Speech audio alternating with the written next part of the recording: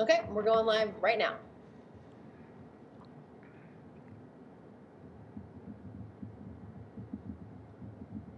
Hello, everyone. Welcome to today's Alabama media availability for the CFP semifinal at the Rose Bowl game presented by Capital One. We're joined in today's session by head coach Nick Saban, defensive coordinator Pete Golding, and 6 student athletes on the defensive side of the ball. As a reminder, transcripts and a high-res video recording will be made available following today's session. We recognize that there is a small glitch in the video recording, so please be patient and we will provide you that video recording following the session. I'll now hand it off to Josh Maxson from Alabama. Coach, if you want to go ahead and give a quick opening, then we'll get to statements. Everyone, please use the raise your hand function, and we'll get to your questions. Coach, go ahead. Well, first of all, we'd like to thank the Rose Bowl and Capital One for all that they've done to make this game be possible for us in what has been an unusual year for college football and sports in general, and all the folks out there. So we certainly appreciate your efforts for that.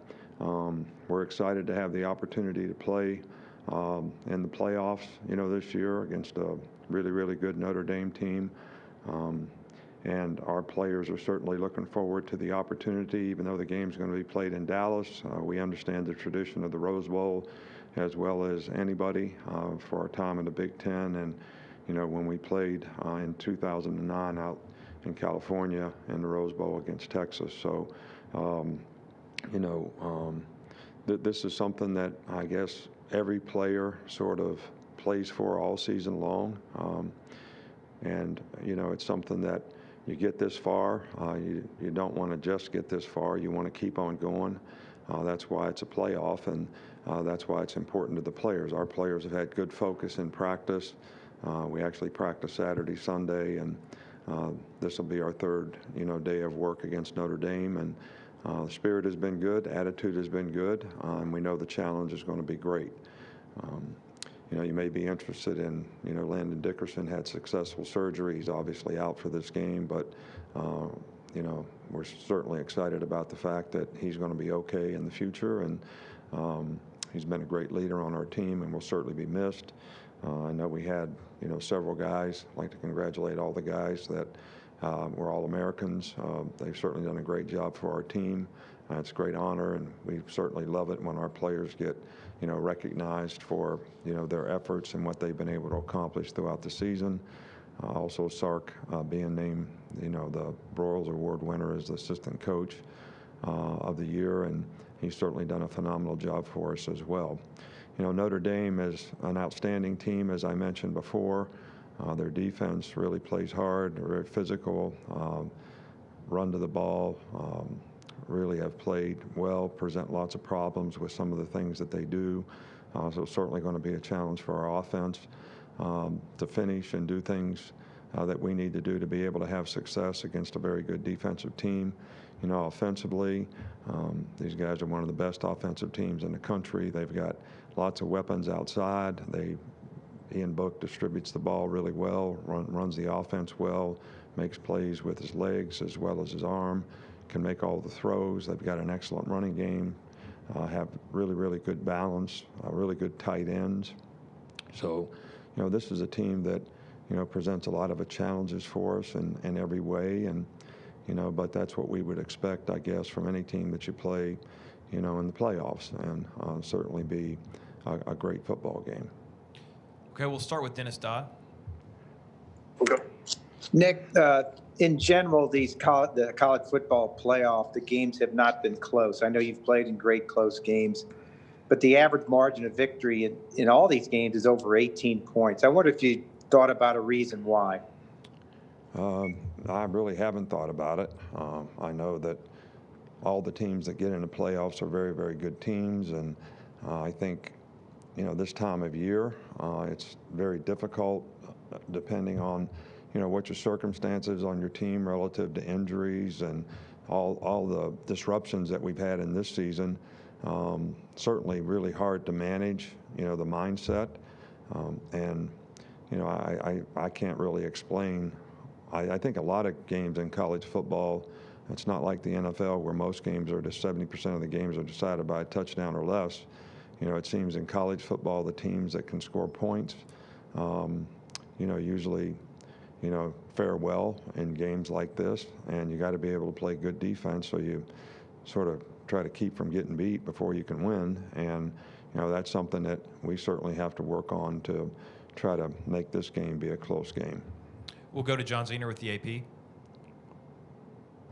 Yeah, Nick, we all know what kind of stats Devonta and Najee and Mac have put up, but how well have they done at just staying consistent, staying focused, and not getting caught up in all the hype and everything? Well, I've been really pleased with the maturity that they've shown and the focus that they've had. I think they all have lots of goals and aspirations for a team.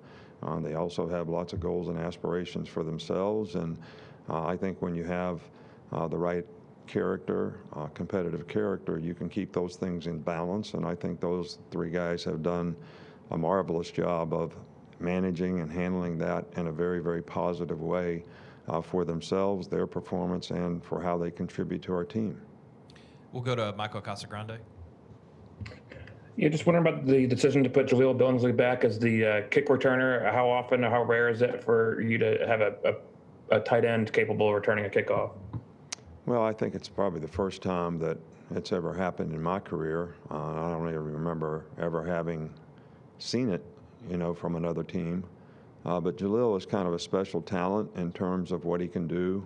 He's tight end size, but really kind of wide receiver athleticism. So we've had some injuries back there in terms of, who's been our kickoff return guy, and he seems to be able to do it the best, and that's why we've given him an opportunity to do it. Okay, we'll go to Nick Hamilton. Hey, Coach, you spoke earlier about the difficulty of the Notre Dame defense, what they present. What does the secondary present? What type of challenges do they present for you?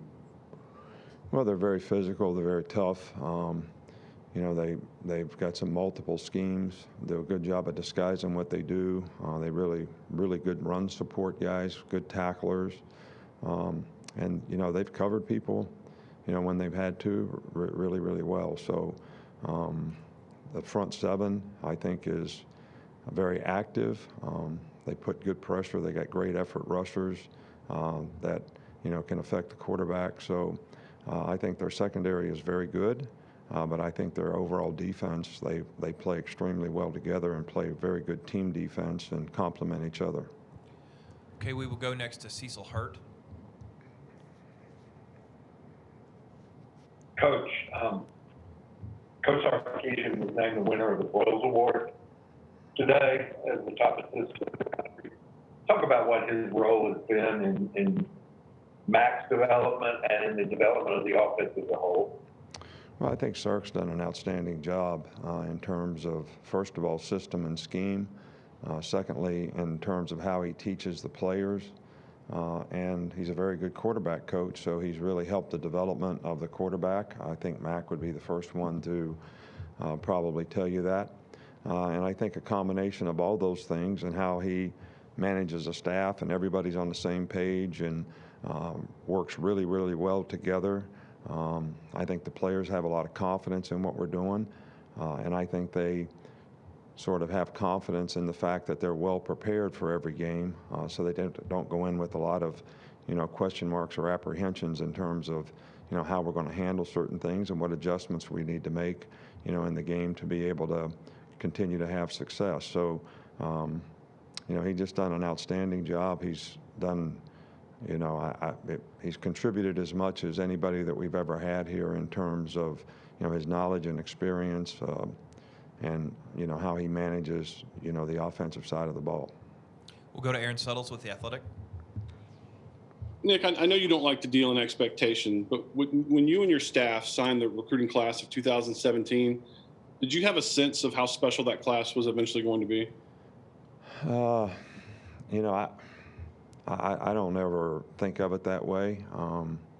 And you answered your own question because we don't have expectations, and we just try to take the guys from wherever they are and try to develop them so that they can be the best that they can be. And, there's some guys that we have very high hopes for and think are going to be great players that don't really pan out. And there's other guys that, become great players when you really didn't think that they might become great players. So I think we just take each individual player and try to help them develop, personally, academically, and athletically, so that they can be the best version of themselves and go out and compete and create value for themselves as football players. We'll go to Lane Higgins with the Wall Street Journal. Hey, Coach, kind of piggybacking off of Dennis's question earlier about the lopsided nature of some of these semifinal games. I know that there's been a lot of conversation this year about, maybe what the future of the playoff looks like and expanding it. But, do you think that the nature of these games and the results being a little bit lopsided is perhaps an argument to reduce the format? I mean, what do you see as the future of the playoff there? Well, I've always been a guy that, when we started the playoffs, when we started picking two teams to play in a championship game, my biggest fear was, college football had a great venue. It was the only thing that a lot of people got rewarded for having a great season by going to a bowl game or whatever. And my concern was as soon as we started to have playoffs that all the focus would be on the teams in the playoff, and there would be a minimal amount of interest in some of the other games. And I don't think it's healthy for college football players when players opt out, don't play in bowl games and all those types of things. But it is what it is because most of the emphasis is on the playoffs. And in some ways that's unfair to the other teams, and I don't really know what the solution is. I know this is the system that we have, and we work really hard to try to make our program work, in this system in a positive way. So I do think it's great for the players to have a chance to be in a competitive venue like this and play against some great teams and, some great venues. So, there's good and bad in both, and I don't really know what the perfect solution might be. We'll go to Ray Turner.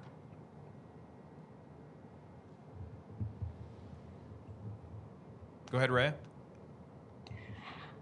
Hi, Saban. How do you think your defense will hold up against quarterback Ian Book?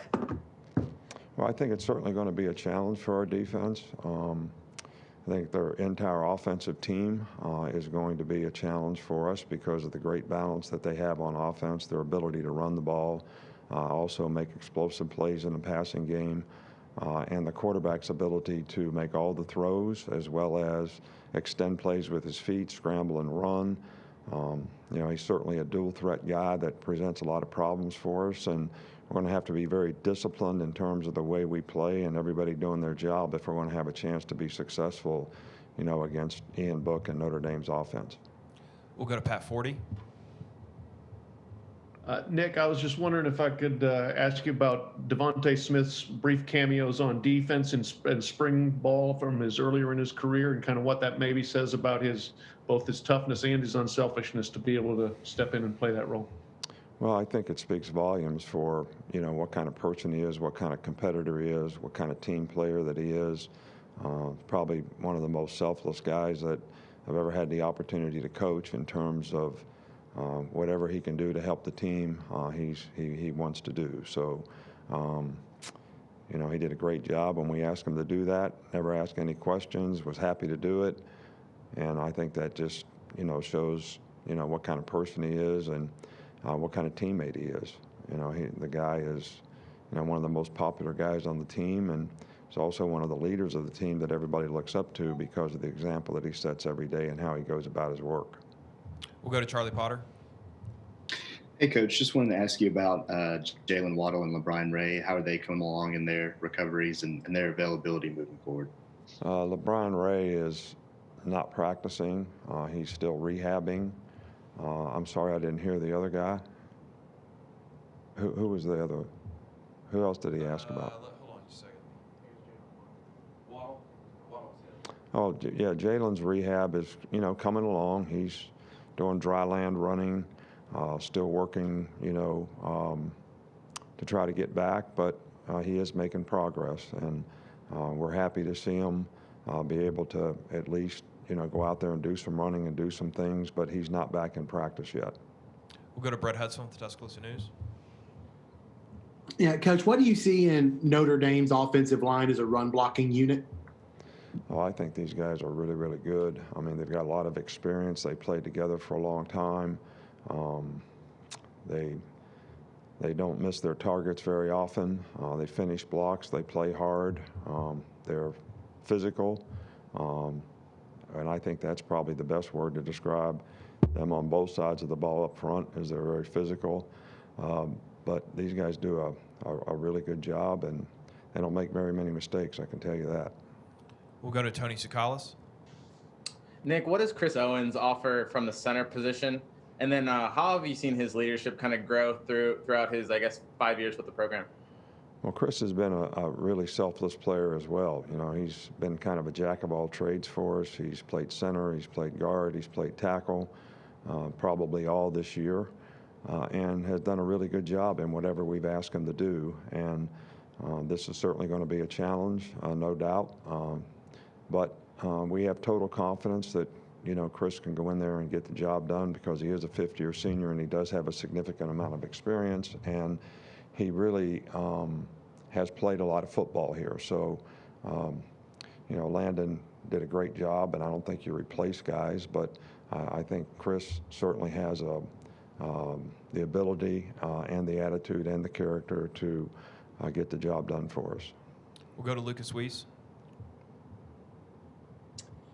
Hi, Nick. Thanks so much for taking the time. I'm just curious if you can comment on the growth of John Metchi from the start when he was with Alabama to now, and how his play can be seen as an inspiration to Canadians wanting to play football. Well, I think that it's hard for me to answer the second part of that question, but I think, you know, anytime somebody sets a great example for young people, wherever they're from, and they do it in a first-class way like, you know, John Metchi does for us, I think that's a positive for college football, and I think it's a positive for young people, and I think it's an inspiration for, you know, anybody who has goals and aspirations of maybe being able to play at the collegiate level or in the NFL or whatever. And Jonathan Metchi has been a very, very positive contributor to our team.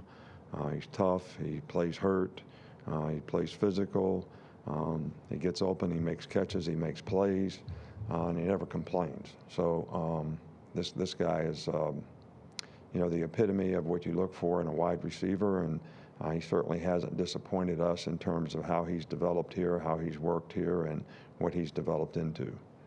We'll go to Chuck Freeby. Nick, earlier today, Brian Kelly lauded your evolution as a coach, saying you're constantly trying to improve.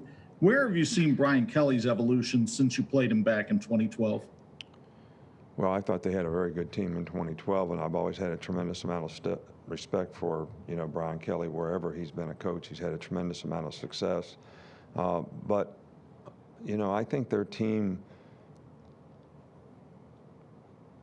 reflects the kind of team that anybody would want to coach in terms of how they compete, how hard they play, you know, sort of the discipline and all the intangible things that you try to develop and build, you know, in your team and in your program. And I think they do it extremely well, and that's obviously a great compliment to him and his leadership and ability to, you know, get his team to be able to play that way on a consistent basis. But, you know, I think they do a great job of featuring their players. So, you know, they had a great tight end as a receiver. They used him really well when we played him before. You know, they got some really good tight ends now. They use them in multiple different roles that creates issues and problems for you. So I think the one thing that he does do is a great job of featuring the personnel that he has, and obviously they have a different team now than they had then, but they're very effective in how they use the players that they have. Okay, Coach, we're going to finish up with Edwin Stanton. Hey, Nick, I know you don't like to look in the rearview mirror, but when you reflect on this program that you've built at Alabama, what stands out the most in your mind? And also, did you get anything special for Christmas this year? Well, I got to spend time with my family and my grandchildren and my children, so that's pretty special. And it's always special to see them be happy for the things that you're able to, you know, give them. You know, it's always greater to give than it is to get. And so, was really positive from that standpoint. You know, I really don't spend a lot of time, you know, looking back. I think the thing that makes me most proud is the number of players that we've had in the program, how they've developed and how much success they've had in their career, whether it's on or off the field, because ultimately that's the goal of the program. Can we have a program here that helps our players have a better chance to be more successful in life because they were involved in the program? Because there's a tremendous amount of lessons to be learned in competitive sports in terms of the characteristics that you need to develop success in your life. And I think that would be the one thing that would make me feel most proud of all those individual players who have been here, who contributed in this program and have gone on to be successful in whatever their future endeavors were. And that's the ultimate goal that we have for everyone involved in our program. All right, Coach, thank you. All right, thank you.